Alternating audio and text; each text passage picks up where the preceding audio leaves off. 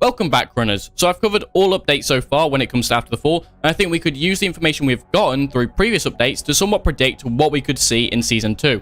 Let's get straight into this. To begin, let's talk about the guns, which I think we could easily predict. And if you haven't noticed, there's somewhat a pattern, as we currently have 3 blue ammo type weapons and 3 yellow ammo type weapons, which could mean we are going to get 2 red ammo weapons and 1 more green ammo weapon. I think we could predict that these weapons are based on the ammo type alone as well. So I'm going to start by talking about a potential full auto green weapon, as I think it could average out the guns quite well, as we already have 2 low recoil, high damage, slow-ish fire rate weapons, and I think a higher recoil, higher fire rate weapon could be interesting. And what I'm thinking we could see is maybe a burst fire weapon, which could turn into a pseudo full auto, maybe when it's upgraded or something. And I think to balance it, just make it so it has not much stun. And when I say slow fire rate, I mean if we want to have full auto, it could probably just shoot very much like a kind of like that, as I'm not really sure how else we could kind of balance it if it's going to be a high damage slow fire rate.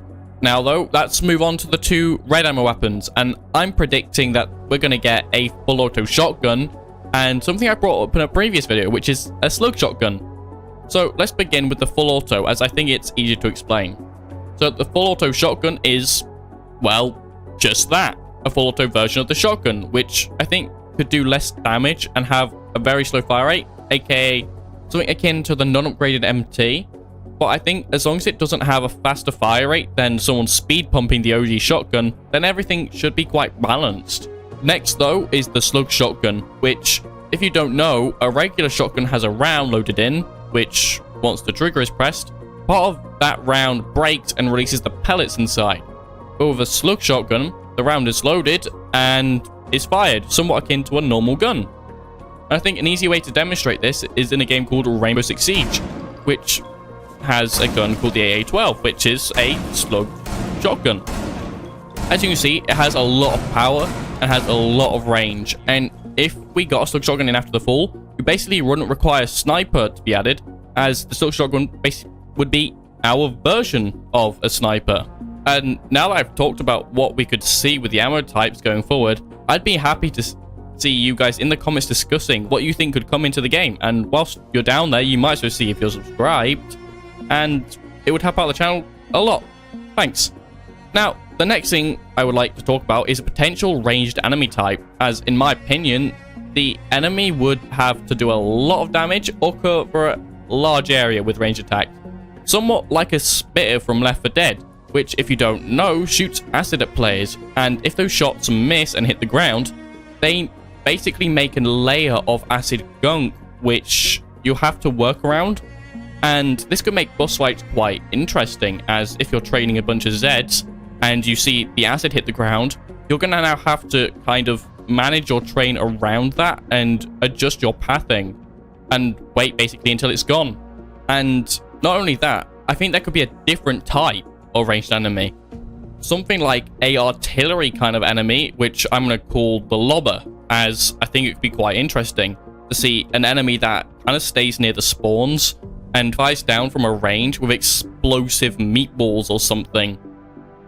And you kind of have to work around. Maybe you can see where it's about to land and then have to move out the way, and it does a bunch of damage. Even say like on Master and stuff, it'll just hit you for a lot, like 3 bars or something. And it could be really interesting. But not only new enemies, we could potentially see a new boss fight, which, yeah, it could be insane, as it's been something we've been hoping for since the very early days of After the Fall, where we were fighting constant smashes and then having that mini break of having just big hordes in one area. And I think we could potentially see it. But at the same time, I don't think we should get our hopes too high, as we haven't already seen it yet in the first season. But still, it's something to hope out for, and definitely to look forward to if we could get an announcement for it. And to be honest, if we are going to get a new boss, we'll probably get it in a new map or something like that.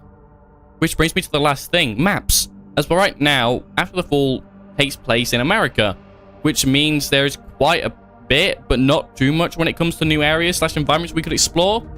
But seeing as we have gone through quite a few concrete jungles in Afterfall, I think we could look at where we haven't been, such as underground or exploring frozen over deserts or even jungles. I don't think that we're going to really get jungles next season though.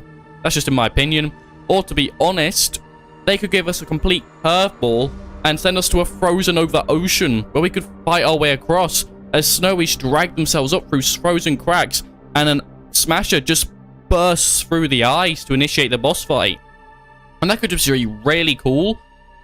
But I'm going to bring us back down to Earth now as, well, game limitations. I'm not really sure how that's going to work. And to be honest, I think, though, it could still happen. There's so much, and we haven't got really any information. It's not like the guns, where we can base it somewhat off of the amount of each ammo type we have, and the enemy type, as we haven't seen a ranged enemy yet. So the maps could genuinely be anything, and the possibilities are out there. And I think that's what will keep the game alive for a bit longer, and thoughts of what could be happening next season. And I'm also going to leave the link to my Discord below, where my community like to hang out, and I think you could easily spread your ideas there and just talk about what you think could happen. And that's all pretty much, guys. Thanks for watching, and I'll see you guys back at the line. Peace.